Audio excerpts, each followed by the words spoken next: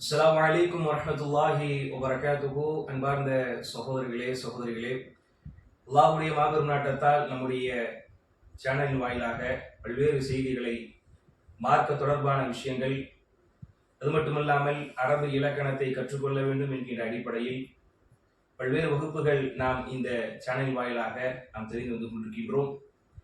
அதன் ஒரு பகுதியாக நேர்காணல் என்கின்ற நிகழ்ச்சியில் நாம் மற்றொரு சிறப்பு விருந்தினரோடு நாம் இருந்து கொண்டிருக்கின்றோம். ஜம்இய்யத்து அஹ்லில் குர்ஆன் வல் ஹதீஸ் என்கின்ற ஜமாஅத்தின் மாநில துணைத் தலைவர் ஷேக் உஸ்மான் ஃபிர்தௌசி அவர்களோடு இந்த நேர்காணலில் அமர்ந்திருப்பது என்பது மற்றற்ற மகிழ்ச்சியாக இருந்து கொண்டிருக்கின்றது. எப்படி இருக்கீங்க?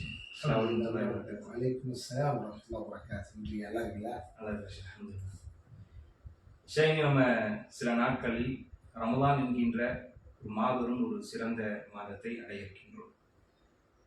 இந்த ரமலான் மாதத்துடைய முக்கியத்துவத்தை பெரும்பாலான மக்கள் உணராத ஒரு நிலை நம்மளால் பார்க்க முடியும். இந்த ரமலான் மாதம் என்றால் என்ன, ஏன் இஸ்லாம் அதற்கு இவ்வளவு முக்கியத்துவம் கொடுக்கின்றது என்பதை பற்றி இன்ஷா அல்லாஹ் உங்கள்கிட்ட தகவல்களை சொல்லுங்க. بسم الله الحمد لله وصلى الله وسلم على رسول الله وبعد. قال تبارك وتعالى: أعوذ بالله من الشيطان الرجيم. شهر رمضان الذي أنزل فيه القرآن هدى للناس وبينات من الهدى والفرقان فمن شهد منكم الشهر فليصم. அரபு மாதங்களில் 9வது மாதம் ரமலானுடைய மாதம். இது உலக அறிஞ்ச விஷயம். இஸ்லாம் 1400 வருஷத்துக்கு முன்னால அல்லாஹ்வுடைய திருத்தூதர் முகமது ஸல்லல்லாஹு அலைஹி வஸல்லம் அவர்கள் மூலமாக மீண்டும் புத்துயிராக்கம் கொடுக்கப்பட்டு இந்த சமுதாயத்திற்கு மத்தியில் தரப்பட்ட காலத்துக்கு முன்னரே இந்த ரமலான் இருக்கு. ஆனால் அந்த ரமலான் பிரத்யோகமாக சிறப்புக்குரியதாக, அது வழிபாட்டுக்குரியதாக, அதுக்கு சிறப்பித்து சில கூறுகளை சொல்லி அதில் பிரத்யோகமாக வழிபாடு செய்யல அப்படின்னு சொல்லக்கூடிய நிலைமை எப்போ வந்தது அப்படின்னா, அகில உலகத்திற்கும் அருளாளனாகிய அல்லாஹ் பரிசுத்த வேதமாகிய இறுதி வேதமாகிய இதற்கு பிறகு ஒரு வேதமே வராது என்ற நிலையில் தந்த அந்த வேதம் வந்த மாதம் என்பதனால் தான். அதுதான் இந்த ரமலானுக்கான மிகப்பெரிய ஒரு சிறப்பு.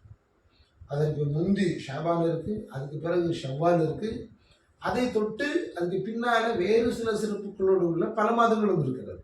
ஆனால் அந்த மாதங்கள் அத்தனையில இருந்து வித்தியாசமாக ரமலானுக்கு மாத்திரம் ஒரு பிரத்யேகம் இருக்கிறது என்றால், அந்த மாதம் இந்த முழு மனித சமுதாயத்தையும் சீர்திருத்துவதற்காக இறைவன் பரிசுத்த வேதத்தை தந்தது அப்படிங்கிறது. இந்த இடத்துல நீங்க இன்னொன்னையும் விளங்கிடணும். நபிகள் நாயகம் ஸல்லல்லாஹு அலைஹி வஸல்லம் 23 ஆண்டு காலம் இந்த உலகத்தில் நினைச்சிருக்கிறாங்க, நபியாக இருந்திருக்கிறாங்க. இந்த 23 ஆண்டு காலமும் கொஞ்சம் கொஞ்சமாக வானத்தில் இருந்து இறைவன் தேவைக்கு தகுந்தாற் போல், பிரச்சனைகளுக்கு தகுந்தாற் போல், கேள்விகளுக்கு தகுந்தாற் போல் ஃபத்வா கேட்டு வரக்கூடியவங்களுக்கு எது மார்க்க தீர்ப்பாக தரணுமோ அதுக்கு தகுந்தாப்புல பல வசனங்களை இறக்கிருக்கிறான். அதான் 23 வருஷ காலம் இறங்குறது. ஆனால் இந்த 23 வருஷ காலம் இறங்குறதுக்கு முன்னர் ஒட்டுமொத்தமாக லவ்ஹை மஹ்ஃபூஸில் இருந்து இறைவன் பைத்துல் இஸ்ஸா என்று சொல்லப்படக்கூடிய முதல் வானத்திற்கு குர்ஆனுடைய மொத்தத்தையும் இறக்கும். அங்கிருந்து தான் ஜிப்ரைல் அலைஹிஸ்ஸலாம் அவங்க நமக்கு ஒவ்வொரு காலத்திலையும் என்ன பிரச்சனை இந்த உலகத்தில் நடக்குமோ அது அத்தனைக்குமான தீர்வாக குர்ஆனை காலத்துக்கு தகுந்தாப்புல, தேவைக்கு தகுந்தாப்புல கொண்டு வந்தார். ஆனால் அந்த முதல்ல இறக்குதல் இருக்கு பார்த்தீங்களா, அது நடந்தது ரமலான்ல.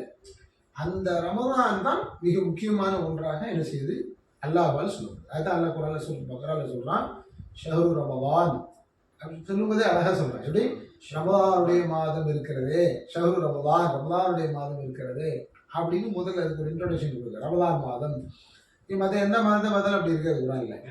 அல்லாஹ்வுடைய தூதர் ஸல்லல்லாஹு அலைஹி வஸல்லம் பிரத்யேகமாக மாதங்கள்ல சிலதை பற்றி எல்லாம் சிறப்புகளை நினைச்சிருக்காங்க, சொல்லியிருக்கிறாங்க. ஆனால் ரமலானை மட்டும் இறைவனே துவங்கும் போது ஷஹ்ரு ரமலான் அல்லதி உன்ஸில ஃபீஹில் குர்ஆன் ஹுதல் லின்னாஸ் வபையினாத்தின் மினல் ஹுதா வல் ஃபுர்கான், மக்களுக்கு நன்மை தீமை இதுதான் பிரித்து அறிவிச்சு சத்தியத்தை சரியான வழியை காட்டக்கூடிய இறைவனிடமிருந்து வந்த அந்த வேதம் எப்பதான் வந்தது, ரமலான் தான் வந்தது அப்படிங்கிறத ரமலான் சிறப்பு.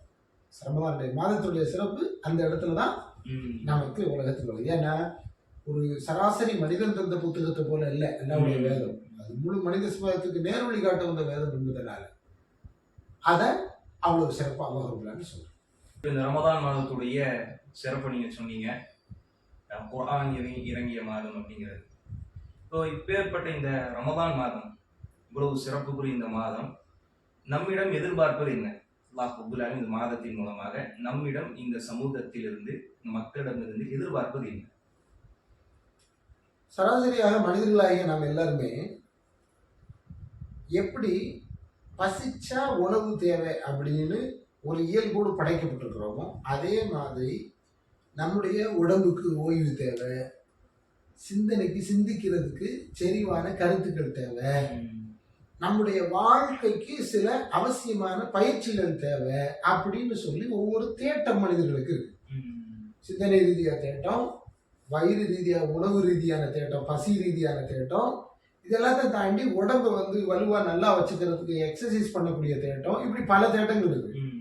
இந்த தேட்டங்கள்ல இது அத்தனைக்குமே பின்னால என்ன இருக்குன்னா ஒரு குறித்த காலத்தை ஒதுக்கி அதற்காக சில பயிற்சிகளை எடுக்கிறதுங்கிறது உலகம் ஒரு நியதி, ஒரு வழிமுறை செஞ்சிருக்கு வச்சிருக்கு. இந்த வழிமுறை தான் ரமலானுடைய பிரத்யேகமான ஸ்பெஷல். பாத்தீங்கன்னா ஏனைய 12 மாதங்கள்லையும் நம்ம செய்யறதுக்கு நிறைய வழிபாடுகள் இருக்கு. அந்த வழிபாடுகள் எல்லாத்துலயும் இருந்து இந்த ரமலான் நமக்கு பிரத்யேகமா தரக்கூடியது என்ன அப்படின்னு கேட்டீங்கன்னா, முதல்ல சில அறிவிப்புகளோட ரமலான் வருது, எதிர்பாருங்க, அதுல சொர்க்க வாசல்கள் திறக்கப்படுகிறது, நரக வாசல்கள் மூடப்படுகிறது, ஷைத்தான் விலங்கிடப்படுகிறான், இப்படி எல்லாம் சொல்லப்படும் பொழுது இயல்பாகவே இதை கேள்விப்படுற ஒரு முஸ்லீமுக்கு என்ன பிறக்கும்? ஆர்வம் பெறும். சரிதா? இப்ப நீங்க உங்க பணிகள் அன்றாட இருக்கிறீங்க, அந்த பணியிலேயே நீங்க டெவலப் ஆகிறதுக்கு ஒரு சில விஷயங்களை நீங்க கத்துக்கிட்டே இருக்கலாம். ஆனா அதை விட்டுட்டு பிரேக் பண்ணிட்டு பயிற்சி எடுக்கிறதுக்குன்னு சில இடங்களுக்கு போறீங்களா? எல்லா துறைகளிலும் நீங்க பயிற்சி வச்சிருக்கிறாங்க. ஒரு குறிப்பிட்ட காலம், ஒரு 3 நாளோ 5 நாளோ ஒரு இடத்துல கொண்டு போய் உங்களை அடைச்சு வச்சு உங்களுக்கான சாப்பாடை தந்து உங்களுக்கான அத்தனை தேவையை பூர்த்தி பண்ணி அதுல உங்களுக்கு ஒரு பயிற்சியை கொடுத்து உங்களை கொண்டு வெளியே மீண்டும் அதே ஃபீல்டில் வைக்கும் போது நீங்க பழைய நிலைமையிலிருந்து என்ன செஞ்சிருக்கீங்க? மாறிடுவீங்க, முன்னேற்றம் அடைவீங்க, மிளிருவீங்க, ஒரு தெளிவு. இந்த தெளிவு இஸ்லாம் இறைவன் ரமலான்ங்கிற அந்த பயிற்சி காலத்துல கொடுக்குறான். பயிற்சி எப்படி தெரியுமா? உண்மையில அருமையான பயிற்சி. ரமலானுடைய பயிற்சி இருக்கு, அது அருமையான பயிற்சி. எப்படின்னா, நீங்க எல்லா வழிபாடுகளையும் செய்வீங்க, அந்த வழிபாடுகள் அத்தனையுமே நீங்க இன்னொருத்தருக்கு காட்டுப்படியாக தான் செய்யற மாதிரி இருக்கும். உதாரணத்துக்கு சதகா 2 பேர் தலையிலாம செய்யவே முடியாது. ஒரு கை கொடுப்பதை இன்னொரு கைக்கு மறைங்கன்னாங்க, இன்னொரு கை வாங்கணும்ல, அப்ப இன்னொருத்தரை தாண்டி தான் அது நடக்கும். அவருக்கும் உங்களுக்கும் ஒரு உறவு, அவரை முகம் பார்க்க நீங்க அவரை முகம் பார்க்க ஏதாவது ஒண்ணு நடக்கும். அதே மாதிரி தொழுக கண்டிப்பாக யாரா இருந்தாலும் இன்னொருத்தர் பார்க்காம தொழுங்க. வீட்டிலேயே நீங்க 4 செவத்துக்குள்ள தொழுதாலும் உங்க பிள்ளைகளுக்கும் மனைவிக்கும் தெரியும். ஆனா நோன்பு இருக்கு பாத்தீங்களா, இது நீங்க சகரே வைக்கல, படுத்து நிம்மதியா தூங்கிட்டீங்க, காலையில எழுந்திருச்சு நான் இறைவனுக்காக பட்டி கிடக்கேன், நான் நீ நோன்பு வைக்கிறேன்னு நியத்து வச்சுட்டா அது யாருக்கு மத்தியில தான் தெரியும். யார் நோன்பு நோற்றாரோ அந்த அடிமைக்கும் யார் நோன்பை நோக்க சொல்லி அதை ஏற்பதற்கு தகுதியானவனா இருக்கிறான்னு அந்த இறைவனுக்கு மட்டும் தான் தெரியும். நீங்க இதுக்கு இடையில என்ன செஞ்சாலும் யாருக்கும் தெரிய போறது இல்லை. இந்த நோன்பை முறிக்கிறதுக்கு எந்த காரியங்கள் இருக்குமோ அது எல்லாத்தையும் யாருக்குமே தெரியாம செஞ்சா யாரும் அதுக்குள்ள உள்ள இன்ட்ராக்ட் ஆக போறது இல்லை. ஆனா இந்த பயிற்சியை தர்ற ஒரு அருமையான வாய்ப்பு நம்மளால தான் இருக்கு. நோன்பு எடுத்துட்டீங்கன்னா மற்ற நாட்கள் நம்மளால வைக்க முடியும். ஃபர்தா நீ நோட்டு தான் ஆகணும் அப்படின்னு சொல்லும் பொழுது எல்லாரும் அதுக்கு என்ன செய்யறாங்க? கட்டுப்படுறாங்க. எல்லாத்துக்கும் மேல அதுக்கு ஒரு காரணம் வேற சொல்லப்படுது. என்ன? அந்த மாதத்தை யார் அடைகிறாரோ அவர் அதில் நோக்கட்டும் அப்படின்னு சொன்னா, அந்த மாதத்தை அடைஞ்ச நீ, அந்த மாதத்துல நான் குரானை இறக்குறேன், நீ அதுக்கு நன்றி செலுத்துவது மாதிரி செய்ய நோன்பு போய் அப்படின்னு சொல்லும்போது ஒரு பயிற்சி பட்டறைக்குள் ஒரு முஸ்லிம், ஒரு தவக்காலத்திற்குள் ஒரு முஸ்லிம் தள்ளப்படுகிறான், ஒரு சிறை வைக்கப்படுகிறான். அந்த சிறை இன்னொருத்தர் வச்சது இல்லை, யாரையும் வச்சது, அவரே தனக்கே வச்சுக்கிட்டு, அப்படி வைக்கும்போது என்ன செய்வாரு? நேற்றைய நிலைமைக்கு இன்று தன்னை சுய பரிசோதனை செய்து முன்னேற்றம் காண்பார். அதுதான் இந்த ரமலான் எதிர்பார்க்கு. வேறுபட்ட இந்த ரமலான் பிரத்யேகமாக ஸ்பெஷலா ஏதாவது அமல்கள் நமக்கு வெளிகாண்பிக்கப்பட்டிருக்குதா? ரமலானை பொறுத்த மட்டிலும் நோன்பு என்பது எல்லாருக்கும் தெரிஞ்சது, அது ஃபர்தானது. அது கட்டாயம் எல்லாரும் யாருக்கெல்லாம் முடியுமோ, யாரு பயணத்துல இல்லையோ, யாரு நோய்வாய்ப்படலையோ அவங்க அத்தனை பேருமே செய்தாகணுங்கிறது உலகறிஞ்ச ஒரு பொதுவான விதி. நாம் அதை குரானில் இருந்தும் சுன்னாவில் இருந்தும் சஹாபாக்களுடைய வழிமுறைகள் இருந்தும் என்ன செஞ்சிருப்போம், தெரிஞ்சிருக்கும். ஆனா அதுலயே பிரத்யேகமாக இஹ்திகாஃப் அப்படின்னு ஒரு வழிபாடு இருக்கு. இஹ்திகாஃப் எப்போ ரமதான்ல தான் இருக்கு, மற்ற நாட்கள்ல இல்லை. நீங்க பாத்தீங்கன்னா ரமதானுடைய சிறப்புகள்ல நீங்க கவனத்தில் கொள்ள வேண்டியது இது மிக முக்கியமானது. எல்லா வழிபாடுகளையும் ஒரு சேர ஒரு மாசத்துல செய்ய முடியுமா அதை முடிஞ்சுக்கலாம். ஆமா, நீங்க ஆச்சரியப்படலாம். எப்படி இன்னைக்கு நாம ரமதான்ல தான் ஜக்காத்தை கணக்கு வைப்போம். பெரும்பாலும் மக்கள் ஜக்காத்து டாபிக் எடுத்தாலே இப்பதான் பேசுறாங்க, ரமதான்ல இருந்து பேசுறாங்க. சரி, அதையும் உள்ள கொண்டிருக்க. சரியா, நோன்புன்னு ஒண்ணு இருக்கு, அதை உள்ள கொண்டிருக்க. தொழாத முஸ்லீம்கள் அப்பதான் தொழுகிறாங்க. இதெல்லாம் இயல்பா டிஃபால்ட்டா ஒன்னோட ஒண்ணு சேர்ந்துட்டே வருது. இதை தாண்டி என்ன இருக்கு அதுல அப்படின்னு கேட்டீங்கன்னா ஏத்திகாஃப்னு ஒரு வழிபாடு. ஏத்திகாஃப் எப்படி தெரியுமா? ஒரு முஸ்லீம் தன்னை தானே பள்ளிக்குள்ள கொண்டு போய் நிச்சயிக்கிறது, தடுத்து வச்சுக்கிறது. அவர் நினைச்சா வெளியே வரலாம், அவரை யாரும் கேட்க போறது இல்லைங்க, யாரும் இருக்க போறது இல்லை அப்படின்னு. ஆனா அல்லாவுக்காக தனித்து இருக்கிறது, அல்லாவுக்காக ஒரு இடத்தை செலக்ட் பண்ணி தன்னைத்தானே ஒரு இடத்துல என்ன செய்யறது, தங்கி வைக்கிறது.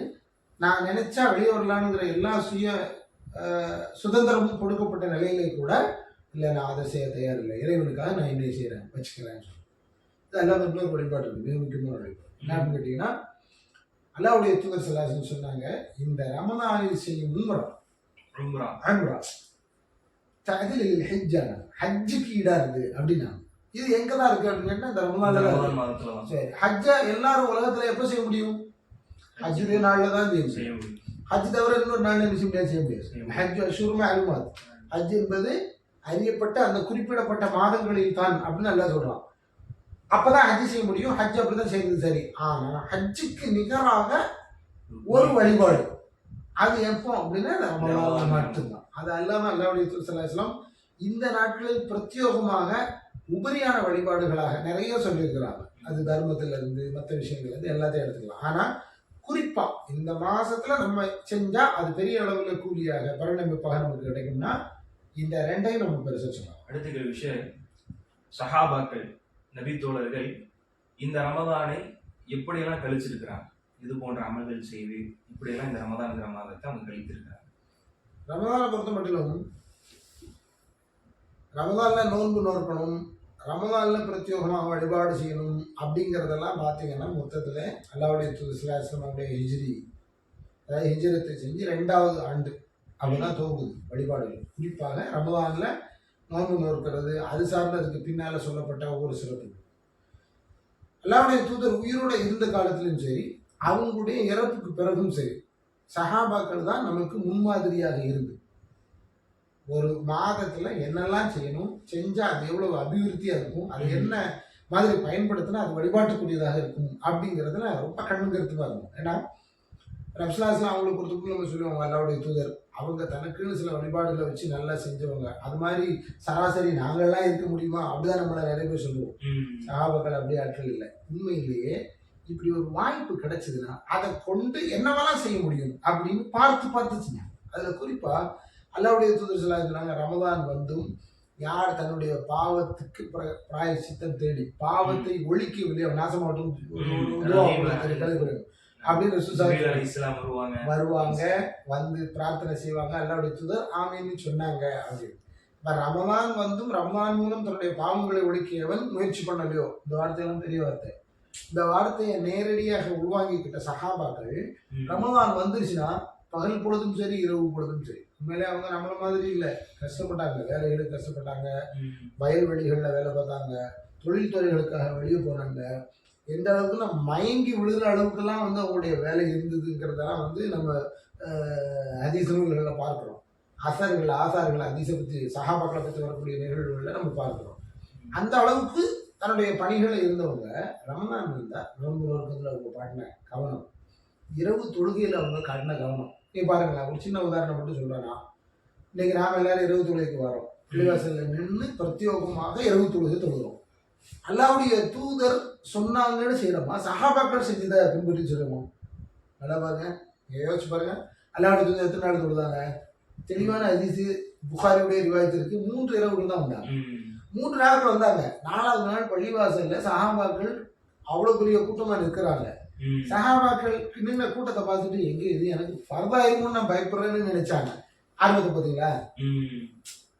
இல்ல சிம்பிளா சொன்னாங்க, மன்சாம ரமலானே. அதே மாதிரி சொன்னாங்க மன் காம ரமலானே. ரெண்டு வித்தியாசம் என்னன்னா, மன் சாம அது ஃபர்து, மன் காம ரமலானே ஃபர்து கிடையாது. ஆனா ஃபர்துக்கு ரசூலுல்லாஹி ஸல்லல்லாஹு அலைஹி வஸல்லம் தோழர்கள் ஃபர்துக்கு நிகராக பள்ளிவாசல்ல கூட்டம் கொண்டாங்க. இன்னைக்கும் முஸ்லிம் உம்மத்து ஃபர்தையெல்லாம் கூட ரெண்டாம் வச்சுட்டு ரமலான்ல 20 வருதுன்னா இதுதான் காரணம். நினைச்சா சஹாபாக்களை பார்த்தாங்க. சஹாபாக்கள் பிரத்யேகமா ரசூலுல்லாஹி ஸல்லல்லாஹு அலைஹி வஸல்லம் சொன்னாங்க, மன் காம ரமலான ஈமானன் வஹ்திசாபன் ஊஃபிர லஹு மா தகத்தம மின் தம்பி. அப்படி பிடிச்சிட்டாங்க.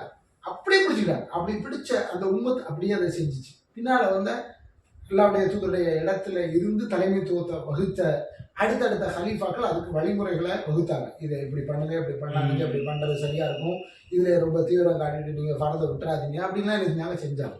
அல்ஹம்துலில்லாஹ் இன்னைக்கும் சரி, இரவு தொழுகைக்கு கஷ்டப்பட்டு நிற்கக்கூடிய முஸ்லீம்கள் யாரும் மறுநாள் காலையில் ஃபஜ்ருக்கு வராமல் இருக்கிறது இல்லை, கரெக்டாக வந்துடுறாங்க.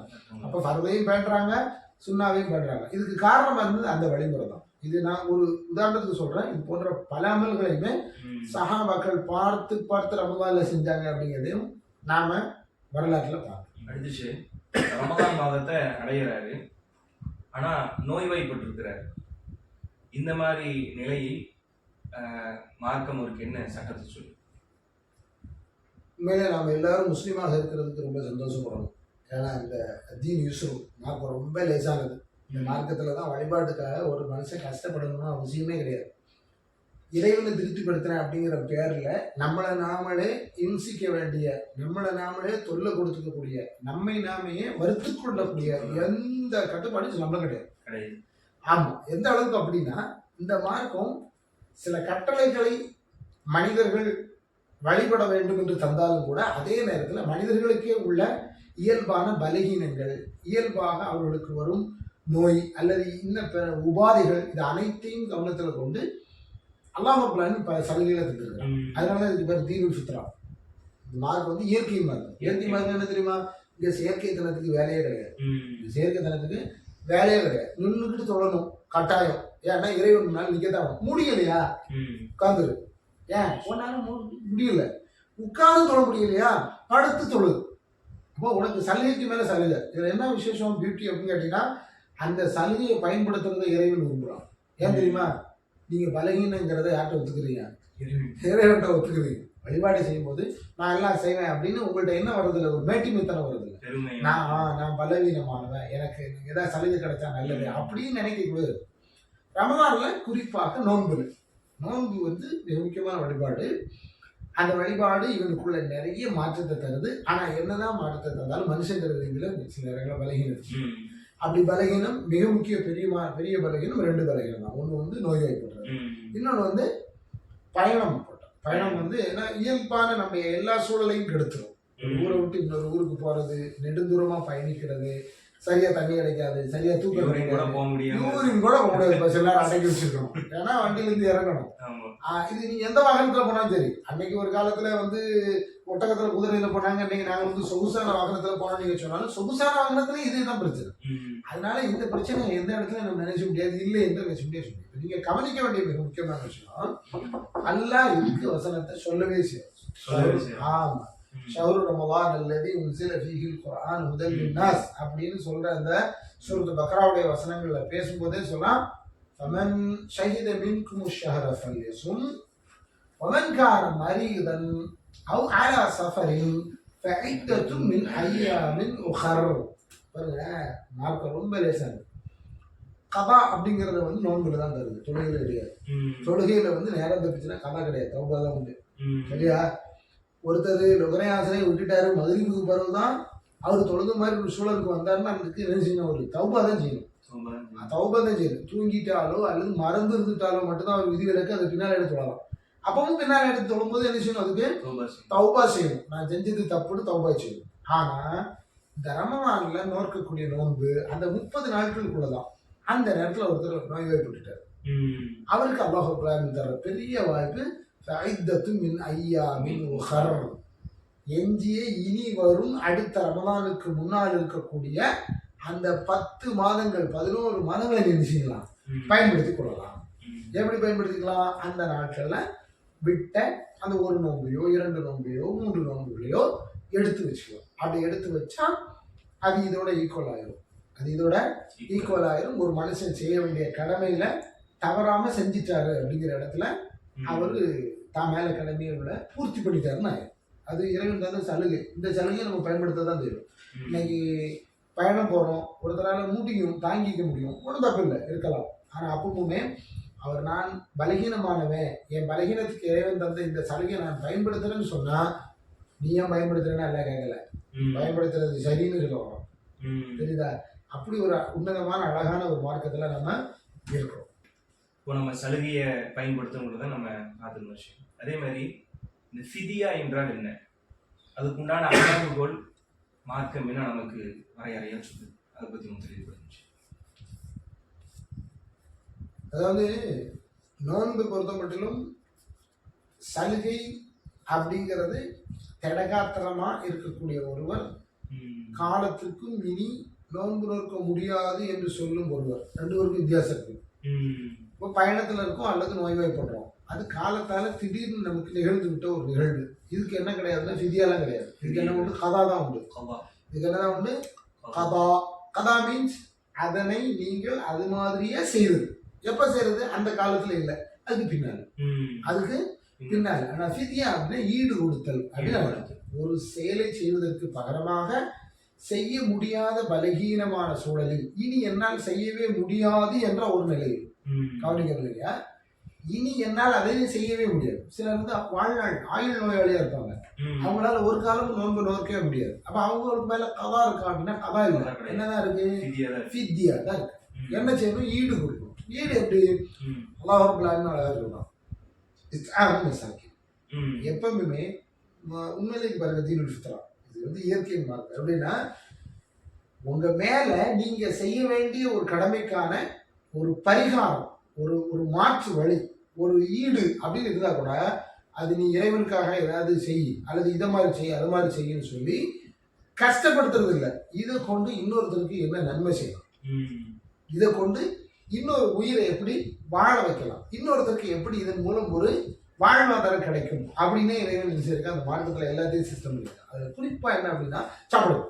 சாப்பாடு எப்படி கொடுக்கறது? நீ மிஸ்கின், ஒரு மிஸ்கினுக்கு ஒரு ஒரு நேர உணவு. அதை வந்து உலமாக்கள் வரையறுக்கும் போது 750 கிராம் நீங்க சாப்பிடக்கூடிய சாப்பாட்டுடைய அளவு அப்படின்னு சொல்றாங்க. 750 கிராம் நம்ம என்ன அரிசி எடுத்து 3/4 கிலோ நெருத்தா கொடுக்க முடியும்? அப்படி கொடுக்கணும்னு அவசியம் இல்லை. இன்னைக்குள்ள சூழல்ல நாம என்ன சாப்பிடுறோமோ அந்த சாப்பாடு, வயிறு நேரம் நல்ல சாப்பாடு, திருப்திகரமான சாப்பாடு, நம்ம சாப்பிடுற சாப்பாடு, ஏன்னா நமக்கு பகரதான் அதை கொடுக்குறோம். அப்படின் போது நீங்க பொன்னி தான் சாப்பிடுவீங்கன்னா பொன்னி, நீங்க பாஸ்மதி தான் சாப்பிடுவீங்கன்னா பாஸ்மதி. காரணம் நீங்க சாப்பிடுங்க, நீங்க உங்களுடைய அறத்துக்காகத்தான் என்ன கொடுக்குறீங்க? ஈடு கொடுக்குறீங்க. நன்மை யாருக்கு வேணும்? நீங்க விட்ட அந்த நோன்பை நாளைக்கு இறைவன் ஏண்டா விட்டேன்னு கேள்வி கேட்கும் பொழுது அந்த கேள்வியிலிருந்து தப்ப வேண்டியது யாரு? நீங்க தான். தனிப்பட்ட முறையில் யார் நோன்பு விடுறீங்களோ அவங்க அதுக்காக எது ஈடாக தரப்பட்டிருக்கிறது சொல்லப்பட்டிருக்கிறது அந்த ஈடை கொடுத்து தன்னுடைய அந்த நோன்பை காப்பாற்றிக்கணும். அல்லது தான் நோன்பு வாழ்நாள் ஃபுல்லாக பிடிக்க முடியாதுங்கிற ஒரு நிலையில அந்த அதுக்கான ஈடாக அதை பயன்படுத்தி இறைவிடத்துல குற்றம் இல்லாத நிலைக்கு ஆணையும். இப்போ கல்லா பத்தி சொன்னீங்க, ஃபிதியா பத்தி சொன்னீங்க. இப்போ பாலூட்டும் தாய்மார்கள், இப்போ குழந்தை வயிற்றுல உருவான நாட்களில் இருந்து அந்த ஒரு காலத்தில் அவங்களுக்கு ஒரு 30 நோன்பு விடுபட்டிருக்கும். ஒரு குழந்தை பிறந்ததுக்கப்புறம் பால் ஊட்டுவாங்க, கிட்டத்தட்ட 1 வருடமோ அல்லது 2 வருடமோ. இப்புள்ள பெண்களாக இருக்கட்டும் ஆண்களாக இருக்கட்டும், இன்னைக்கு உணவு ரீதியாகவே எல்லாம் டோட்டலாக சேஞ்ச் ஆனால உடல் ரீதியான சத்துக்கள் எல்லாமே குறைவாக. அப்போ குறிப்பா பெண்களுக்கு அந்த பாலூட்டும் தாய்மார்களுக்கு உணவு சாப்பிட்டாதான் பால் சுரக்கக்கூடிய ஒரு நிலையே இருக்குது. இவங்க கிட்டத்தட்ட ஒரு 3 வருடங்கள் இவங்க அந்த நோன்பை விடும் பொழுது 90 நோன்பு கிட்ட ஆயிடுது. இப்போ இவங்க வந்து நிரந்தர நோயாளிக்குள் வருவாங்களா? அதனால இவங்க வந்து மீண்டும் கதா செய்யணுமா அல்லது இவங்க ஃபிதியா கொடுக்கலாமா? இதை பத்தி தெளிவுபடுத்துச்சு. நோயாளி அப்படிங்கிற அந்த கேட்டகரியில இவங்க வரமாட்டாங்க. இவங்க நோயாளி கிடையாது, இவங்க தடகாத்திரமானவங்க தான். அதே நேரத்துல இவங்க ஃபிதியா கொடுக்க வட்டத்துல இருந்து தாண்டினவங்க கிடையாது. காரணம் என்ன அப்படின்னு கேட்டீங்கன்னா, ஒரு நோயாளி ரமதானுடைய காலத்துல நோய்வாய்ப்படுறாரு, ரமதானுக்கு பிறகு அவர் ஆரோக்கியத்தை மீண்டும் மீட்டெடுக்கிறாரு. எடுத்த காலத்துல அவர் எதை நோக்கணுமோ அதை கதாவா வச்சிருவார். ஆனா ஒரு சுமையோட, அதாவது குழந்தை சுமையோடு இருக்கக்கூடிய ஒரு கர்ப்பச்சூழி, அல்லது அதுக்கப்புறம் பாலூட்டும் காலத்தில் இருக்கக்கூடிய ஒரு பாலூட்டும் தாய் அப்படின்னு சொல்லும்போது அந்த பெண்களுக்கு கண்டிப்பாக அந்த பர்டிகுலர் டைம்ல என்ன உடம்புக்கு கிடைக்கணுமோ கிடைச்சாகணும், வேற வழி கிடையாது. சரி, அப்ப அவங்களுக்கு கலாவுடைய டைம் என்ன, நம்ம அதுதான் பார்க்கணும். கலாவுடைய டைம் என்ன? சாதாரணமா கலாவுடைய டைமை அன்னை ஆயிஷா அம்மா கேள்விக்கு ரசூல் ஸல்லல்லாஹு அலைஹி வஸல்லம் விளக்கம் சொல்றாங்க. அடுத்த ரமலான் வரையிலும், அடுத்த ரமலான் வரையிலும். இப்ப ஷாபான்ல நம்ம இருக்கிறோம். இந்த ஷாபான்ல பேசுற மிக முக்கியமான சட்டங்கள்ல ஒண்ணு, அன்னை ஆயிஷா அம்மா பேசின கேட்ட கேள்விக்கு ரசூல் ஸல்லல்லாஹு அலைஹி வஸல்லம் சொன்ன பதில் என்ன, உன் மேல உள்ள அந்த கடமைகள் தவறிவிடும் என்று நீ நினைக்கிறாயா? உனக்கு ரமலான் இந்த ஷாபான் முடிகிற வரைக்கும் டைம் இருக்குன்னு என்ன செஞ்சாங்க சொன்னாங்க. இந்த ஹதீஸை வச்சு பார்த்தா ஒரு ரமலானில் ஆன கடமையை கதாவாக பூர்த்தி பண்ண வேண்டும் என்றால் எது வரைக்கும் வேணும் நமக்கு? அடுத்து வரக்கூடிய ரமலானுக்கு முந்தைய நாள் வரைக்கும் வேணும், பண்ணிக்கலாம். ஆனா 2 வருஷம் 3 வருஷம் தொடர்ச்சியா இருக்கக்கூடியவங்களுக்கு அது பண்ண முடியாது. நீங்க கேட்ட கேள்வியிலேயே 90 நாள் சேர்த்து பண்ண முடியுமானா கதா அப்படி பண்ண முடியாது. அப்ப அவங்களுக்கு இந்த இடப்பட்ட காலத்துல செய்ய வேண்டிய வேலை என்னதான்? ஃபிதியா தான், ஈடு தான் கொடுக்கணும். அதுக்கப்புறம் அவங்க யாரும் இல்லை, நோயாளி இல்லை, நீங்க யாரும் இல்லை, நோயாளி இல்லை. இறைவன் ஏற்படுத்தின ஒரு விதியின்படி இந்த உலகத்தில் அவங்க ஒரு பணியை செஞ்சிருக்காங்க. அவங்களுக்கு அல்லாஹ் ரப்பல் ஆலமீன் ஃபிதியா என்ற ஒரு வழியை திறந்து தந்து அவங்களுடைய வழிபாடை ஈஸியாக்கியிருக்கிறாங்க. சரியா? என்ன ஆனாலும் நீங்க ஒன்றை நல்லா விளங்கிக்கணும். நோன்புக்குள்ள நன்மை நோன்புக்குள்ள நன்மை தான், நோன்பு அல்லாதது நோன்பு அல்லாதது. ஆனா சலுகை தந்து அந்த சலுகையை அடிமை பயன்படுத்தி தான் பலகீனமானவன் தான் அப்படின்னு ஒத்துக்கிட்டா அதுல இறைவன் நினைச்சிடறான், சந்தோஷம் அடைகிறான். அந்த அளவுல நீங்க அந்த ஃபிதியாவை அந்த 2 அல்லது அந்த 3 அல்லது அந்த 1 அந்த ஒரு ஆண்டுகள் என்ன செய்யும், ஃபிதியாவை பயன்படுத்திக்கணும். அதுக்கப்புறம் நீங்க என்ன செய்யணும், இயல்பா நோன்பு நோக்கக்கூடியவங்களாக அவங்க மாறிடும். ஏன்னா இன்னைக்குள்ள சூழலுக்காக உலமாக்கள் பலரும் இது போல உள்ள கருத்துக்களை என்ன செய்யறாங்க. வல்லாஹு அலம் பிஸ்ஸவாப். இந்த விஷயத்துல யதார்த்தத்தை அறிஞர் அல்லாஹ்.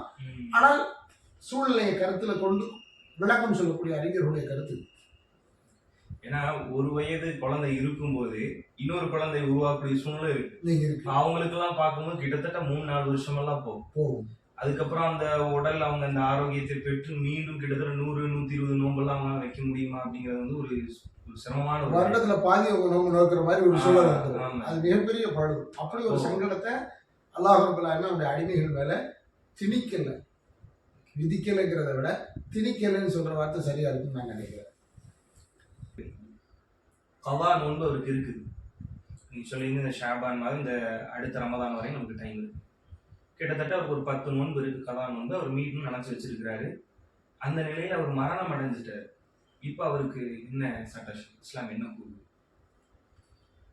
இஸ்லாம் உண்மையிலேயே தீனுல் ஃபித்ரா அப்படின்னு ஏத்துக்கிறதுக்கான ஒரு அடுத்த இடம் இது. தீனுல் ஃபித்ரா இது மனித சமுதாயத்திற்கான மார்க்கம். இறைவன் மனிதர்களுக்காக குரான் தந்தான். மனிதர்களுக்காக தந்த குரான் அவனுக்கு சரியான இன்னஹாதல் குரான் எஹ்தி பில்லதி ஹிய அக்வம், எது சரியான ஆக நல்ல வழியோ அதைத்தான் அந்த குரான் காட்டும் அப்படின்னு சொல்றதுக்கு ஒரு பெரிய சான்று இது. என்ன அப்படின்னு கேட்டீங்கன்னா, ஒரு மனிதர் அவர் இந்த உலகத்தை விட்டுட்டு போறாரு. போகும்பொழுது அவர் சும்மா சாதாரணமா ஒரு மனைவியையோ ஒரு பிள்ளையை மட்டும் விட்டுட்டு போறது இல்லை. எதையும் விட்டுட்டு போறாரு. அவர் இது வரைக்கும் எதை ஆண்ட அனுபவிச்சு சொத்தாக வச்சிருந்தாரோ அதையும் விட்டுட்டு போறாரு. சொத்தை விட்டுட்டு போறாரு.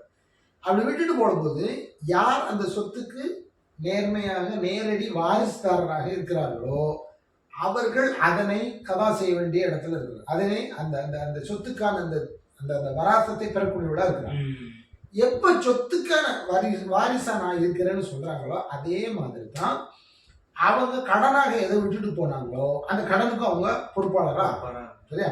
இன்னைக்கு பாருங்க, ஜனாசா தொழுகையில யாரு வாரிசுதாரோ அவர் வந்து நான் என்னுடைய தந்தை அல்லது என்னுடைய தாய் அவங்க உங்களுக்கு பட்ட கடனுக்கு பொறுப்பேற்றுக்கிறேன் அப்படின்னு சொல்ற வழிமுறையே இஸ்லாம் சொல்லுது. ஏன் அப்படின்னா அவங்க விட்டுட்டு போன சொத்துக்கு நீங்க தானே வாரிசு, அதை அனுபவிக்கும் போது அவங்க விட்டுட்டு போன கடனையும் நீங்க தானே அடைக்கணும்.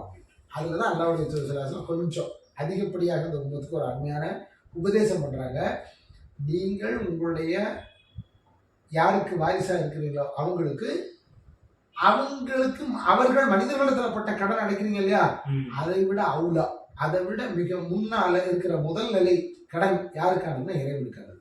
முதல்ல அதை நேரம் செலுத்துங்க அப்படின்னு சொல்றாங்க. அப்போ விட்டுட்டு போன நோன்பா இருக்கட்டும், அல்லது நீயத்து வச்சு விட்டுட்டு போன ஹஜ்ஜா இருக்கட்டும், அல்லது நீயத்து வச்சுட்டு போன உள்ளவர். அப்ப இது எல்லாத்துலயும் ஒரு முஸ்லீம் நேர்மையாக என் தந்தை என் தாய் அவர்களுடைய பொருளுக்கு நான் இன்று சொந்தம் கொண்டாடுகிறேன், அவங்களால அந்த உலகத்துக்கு வந்தேன், அவங்களால நான் இன்னைக்கு எவ்வளவு நல்லதை அனுபவிச்சுட்டு இருக்கிறேன், அப்போ அவங்க சொத்துக்கு நான் வாரிசா இருக்கிற மாதிரி அவங்களுடைய இந்த அறங்களையும் அவர்கள் நல்ல முறையில் செய்தார்கள் என்று இறைவனத்தில் அவங்க போய் நிற்கிறதுக்கு நான் அவங்களுக்கு அதை கடமையை எடுத்து செய்யணுங்கிற கதாவை அவர் தான் மேலே எடுத்துக்கணும். இந்த ரமதான் அப்படிங்கிற மாதம் வந்துட்டாலே பொதுமக்களுக்கு அதிகமா எழக்கூடிய ஒரு கேள்வி என்னன்னா, குறிப்பா நோன்பை இந்த காரியங்கள் முறிக்குமா அப்படின்னு சொல்லி சில பொதுவான கேள்வி நம்ம பார்க்குறோம். குறிப்பா ஊசி போடும்போது, இன்சுலின் எடுத்தா, மூக்கில் சொட்டு மருந்து வரனால அது தொண்டையில இறங்குதா அப்படிங்கிறனால, கண்ணில் சொட்டு மருந்து விட்டா, இப்படியாக இந்த பொதுவான கேள்வி நம்மளால பார்க்க முடியும். இதுக்கு இஸ்லாம் என்ன தீர்வு சொல்லுச்சு? மறுபடியும் நம்ம இந்த மார்க்கத்தை இயற்கை மார்க்கம்னு நிரூபிக்கக்கூடிய ஒரு இடம் என்ன அப்படின்னு கேட்டிங்கன்னா, வழிபாடை விதிச்ச இறைவன் அந்த வழிபாடை இந்த உலகத்துல எவ்வளவு காலத்துக்கு செய்வாங்கன்னு தெரியாம முடிஞ்சிக்கல நம்ம மேல. நபிகள் நாயகம் ஸல்லல்லாஹு அலைஹி வஸல்லம் காலத்துல எது நோன்பு முறிக்கும்னு இருந்ததோ அதான் இன்னைக்கு நோன்பு முறிக்கும். புரியுதா? அன்னைக்கு சாப்பிட்டா இன்னைக்கு சாப்பிட்டா நோன்பு முறிக்கும், அன்னைக்கு தண்ணி குடிச்சா இன்னைக்கு தண்ணி குடிச்சா நோன்பு முறிக்கும், அன்னைக்கு ஒரு பெண்ணோட மனைவியோட ஒத்தாயில ஈடுபட்டா, அதாவது உணர்வுகளை ஈடுபட்டா அது கண்டிப்பாக நோன்பு முறிக்கும். இதெல்லாம் தலையாய மிக முக்கியமாக நோன்பு முறிக்கும் என்று சொன்ன காரியம். அப்பவும் ஒளிச்சீரவங்க இருந்தாங்க, அப்பவும் நோய்க்காக மருந்துகளை உட்கொள்ளக்கூடியவங்க இருந்தாங்க, அப்பவும் நோய்க்காக சிகிச்சை எடுக்கக்கூடியவங்க இருந்தாங்க. காலத்தால் அது ஒரு சில சின்ன பரிணாமங்களும் வந்துருக்கு. ஏன்னா அன்னைக்கு ஊசி போடக்கூடிய சிஸ்டம் இல்லை, இன்னைக்கு ஊசி போடக்கூடிய சிஸ்டம் இருக்கு. ரெண்டுக்குள்ள வித்தியாசம் என்ன? சில நேரம் காய்ச்சல், மண்டடி அல்லது இது போன்ற ஒரு பொதுவான நோய்க்கு போறோம் அப்படின்னா மருந்து மட்டும் உடம்புல ஏற்றுவோம். இப்ப நீங்க கேள்வியில கேட்ட மாதிரி இன்சுலினை பொறுத்த மட்டும் அது என்னன்னு கேட்டீங்கன்னா, உடம்பு சரியாக இருக்கிறதுக்கு சத்து குறைபான ஒரு சத்தை சரி செய்யறதுக்காக கொடுக்கக்கூடிய ஒரு இது. ஆனா அது உணவாகுமா? அந்த கேள்வி அது உணவாகுமா, தண்ணி ஆகுமா, அது அல்லது சாப்பாடு ஆகுமா அப்படின்னா நம்ம அது ஃபிக்ஹ் அறிஞர்கள் இதுக்கு என்ன விளக்கம் சொல்றாங்கன்னு பார்க்கணும். அவங்க சொல்ற விளக்கங்கள்ல இருந்து நமக்கு கிடைக்கக்கூடிய தீர்க்கமான பதில் என்ன அப்படின்னா, உணவு போன்று உடம்புக்கு உற்சாகமோ அல்லது ஆரோக்கியமோ அல்லது எழுந்திருச்சிக்கக்கூடிய அந்த தெம்பையோ தரும் ஒரு பொருளாக இருந்தார். அது என்னது? குளுக்கோஸ் சொல்லலாம். குளுக்கோஸ் சொல்லலாம். குளுக்கோஸ் என்ன? நாம இன்னைக்கு ஊசி வழியாக உடம்புல ஏற்றினாலும் உணவாக உட்கொண்டு எதை உணவு சுவீகரித்து உடம்புக்கு சத்து தருமோ அதை ஏற்ற முடியாது. அது அல்லாத சொட்டு மருந்தோ, கண்ணு கிட்டுறதோ, மூக்கு கிட்டுறதோ உணவாக நம்முடைய மைதா என்று சொல்லப்படக்கூடிய நம்முடைய இதுக்கு இறப்பைக்கு வராத எந்த ஒன்றாக இருந்தாலும் சரியா, நம்முடைய உடம்பை தெம்பாக எழுந்திருச்சு நிற்கிறதுக்கு அதுதான் காரணமா இருக்குன்னு சொல்லாத எந்த மருந்துகளா இருந்தாலும் அதை வாய் வழியாக உட்கொள்ளாமல் இருந்து, வாய் வழியாக உட்கொள்ளக்கூடாது, வாய் வழியாக உட்கொள்ளாது. மாத்திரைகளை சாப்பிட்டு அது எனக்கு இது தரலையே அப்படின்னு சொல்லக்கூடாது. சரியா? மாத்திரை இல்லை, மாத்திரை அல்லாது இது போன்ற மருந்துகளை நாம் உள்ள எடுத்துக்கிறதுல எந்த தப்பும் இல்லை. அதனால நோன்பு முறியுமா? இல்லை. நோன்பு முறியறதுக்காக அல்லாஹ்வுடைய தூதர் சொன்ன அந்த காரணங்கள்ல எது இல்லை, இது இல்லை. ஒருவேளை இருந்திருக்குன்றா இது மாதிரியான விஷயங்களுக்கு சனிக்கையில அல்லாஹ்வுடைய தூதர் சொன்ன ஆதாரங்கள் நமக்கு கிடைச்சிடும். அதனால இதை கொண்டு நோன்பு முறியும் நம்ம என்ன செய்ய வேண்டாம், எடுத்துக்க வேண்டாம். இந்த ரமதான்ல அதிகமான நபர்கள் பொழும்போக்காக இருக்கக்கூடிய ஒரு விஷயமும் அதனுடைய சட்டத்தை பத்தி தெரியாம இருக்கிறத நம்மளால பார்க்க முடியும். அதாவது ஜகாத்துல் ஃபித்ர், இதை பத்தி ஒரு தெளிவு. சதகத்துல் ஃபித்ர் அல்லது ஜகாத்துல் ஃபித்ர் அப்படின்னு சொல்லக்கூடியது வந்து ரமதானுடைய கடைசியில பெருநாளுக்கு முன்னால. ஆக்சுவலா அது வந்து சதகத்துல் ஃபித்ர், ஃபித்ருடைய சதகா. ஃபித்ர்னா என்ன? நோன்பு முடிஞ்சு எது நோன்பு திறக்கிறோமோ அது, நோன்பை விடுறோமோ அது. அந்த நாளில் நோன்பை வைக்கக்கூடாது. இந்த நாள் பெருநாளில் நோன்பு வைக்கக்கூடாது. அந்த பெருநாளில் நோன்பு வைக்காது, அந்த பெருநாள் பசியோடு இருக்கக்கூடாது என்ற நிலையில் முஸ்லிம்கள் அனைவருக்கும் உணவு போய் அவங்க சந்தோஷமாக அந்த பெருநாளை கொண்டாடுறதுக்காக நம் மீது அல்லாஹ்வுடைய தூதர் காட்டிய ஒரு வழிமுறை தான். அது என்ன? ரெண்டு காரணத்தை ரசூல் ஸல்லல்லாஹு அலைஹி வஸல்லம் சொன்னாங்க. ஒன்று துக்மத்துல் மசாக்கின், ஏழைகளுக்கு உணவு கிடைத்து அன்றைய தினத்தில் பெருநாள் என்று அவர்கள் தேவையோடு இல்லாது தேவை பூர்த்தியாகி சந்தோஷமாக இருக்கிறதுக்கு அப்படின்னா. இன்னொன்று துஹூரத்துல் இஸ்ஸாயிம், மனிதர்களாகிய நாம நோன்பு நோக்கிறோம். நோன்பின் போது சில குற்ற குறைகள், கூடுதல் குறைதல்கள், தவறுகள் மனிதர்கள் என்ற ரீதியில வந்துடும். அப்படி வந்த நாம சதக்கா என்ற ஒன்றை கொடுத்து அல்லா இடத்துல இருந்து நம்மள என்ன செஞ்சிருக்கிறோம், தூய்மையா எப்படி தூய்மைப்படுத்திக்கிறோம்? மனுஷனா நான் செஞ்ச அறங்கள்ல கொஞ்சம் கூடுதல் குறைதல் செஞ்சிருக்கலாம், அப்படி செஞ்ச அந்த கூடுதல் குறைதல் இறைவா நீ பொறுத்துக்க, நான் உன்னுடைய அடிமைக்கு என்ன செய்றேன், நீ சொன்ன மாதிரி உணவளிக்கிறேன் அல்லது உணவுக்கானதை கொடுக்குறேன் அப்படின்னு சொல்லி அதுக்கு ஒரு வரைமுறையை கொண்டு வந்து செஞ்சிருக்காங்க. என்ன அதுக்கு ஹம்சபுத் 5 2 கைகளை கொண்டு அள்ளி போட்டான். எவ்வளவு வருமோ அது ஒரு சா அப்படின்னு அதுக்கு ஒரு அளவு சொல்றாங்க. இந்த அளவு வெளியே கொடுங்க அப்படின்னு. இந்த அளவு உண்மையில ஒரு ஆள் சாப்பிட்ற அளவு அப்படின்னா ஒரு ஆள் சாப்பிட்ற அளவு, ஒரு ஆள் சாப்பிட்ற அளவு. நம்ம ஒரு ஆள் சாப்பிட்டா சாதாரண ஒரு கை அளவே கொடுத்தாங்க. ஒரு கை அளவுல அரிசி எடுத்து நீங்க சமைச்சீங்கன்னா 2 பேர் சாப்பிடலாம், அந்த அளவுக்கு இருக்கும் நிறைய. அப்புறம் ரசூலுல்லாஹி அவ்வளவு நாள் கொடுக்க சொன்னாங்க அப்படின்னா அதை வச்சு அவங்க இன்னும் சில நாட்களை ஓட்டவோ அல்லது அந்த நாளில் அவங்க அதை எப்படி மாத்திக்கிட்டு தனக்கு தேவைக்காக அதை பயன்படுத்திக்கிறாங்களோ அது அவங்க விருப்பம். ஆனா நம்ம செஞ்ச அந்த குற்றம் குறைகளுக்கு இது ஈடாக ஆகணும் அப்படிங்கிறதுக்காக செய்யுது. அப்படி செய்யும்போது நம்ம மனசுக்குள்ளேயும் ஒரு புரிதல் வரும். நான் இவ்வளவு நாள் வழிபாடு செஞ்சேன், நான் அப்படி செஞ்சேன் இப்படி செஞ்சேன் அப்படிங்கிற என்ன வராம என்னதான் செஞ்சாலும் சரியா செஞ்சனா இல்லையான்னு தெரியல, இறைவா ஏத்துக்க. என்னதான் செஞ்சாலும் நான் சரியா செஞ்சனா இல்லையா இறைவா ஏத்துக்க அப்படின்னு அவன் முன்னால வழிபாட செஞ்சுட்டு மீண்டும் என்ன செய்யுது, பணிகிறது, அப்துங்கிறத காட்டுறது, நான் பலகீனமானவங்கிறத ஒத்துக்கிறது, நான் குற்றம் குறை செஞ்சிருக்கலாம் அப்படின்னு என்ன செய்யறதா முன்னால நம்மள தாழ்த்திக்கிறது. அதை இறைவன் விரும்புகிறான், அதை செய்யத்தாங்க. அதை செய்யக்கூடியவங்க சரியா செய்யணும். என்ன அதை எப்படி பிரிக்கணும், அதை எப்படி மக்களிடத்தில் அதை கொண்டு போய் சேர்க்கணும் அப்படின்னு நபிகள் வழிமுறைகள் ரொம்ப தெளிவாக இருக்கு. அதை விளங்கிட்டாங்க சரியா செய்யணும். அல்ஹம்துலில்லாஹ். அல்லாஹ்வுடைய மாபெரும் நாட்டத்தால் இந்த நேர்காணலில் ஷேக் உஸ்மான் ஃபிர்தௌசி அவர்கள் மிக சிறப்பான முறையில் ரமதான் என்கின்ற மாதத்தை அடைய இருக்கக்கூடிய நமக்கு எழக்கூடிய பொதுவான பல்வேறு கேள்விகளுக்கு தங்களுடைய பொன்னான நேரத்தை ஒதுக்கி நமக்காக அவர்கள் மிக சிறந்த முறையில் பதிலளித்திருக்கிறார்கள். அல்லாஹ் ரப்புல் ஆலமீன் அவர்களுக்கு கல்வி ஞானத்தை அதிகமாக கொடுப்பானாக, அதில் அவர்களுக்கு அபிவிருத்தி செய்வானாக. அல்லாஹ் ரப்புல் ஆலமீன் இந்த நேரத்தை கொடுத்து அவர்கள் இதற்குண்டான முக்கியத்துவம் கொடுத்ததுக்கு அல்லாஹ் ரப்புல் அவர்களுக்கு அருள் செய்வானாக என்று நாம் இந்த நேரத்தில் பிரார்த்தித்துக் கொள்கின்றோம். ஷுக்ரன் ஜஸாக்குல்லாஹ் ஹைர் ஷேக். பாரக்கல்லாஹு ஃபீக்கும் இன்ஷா அல்லாஹ்.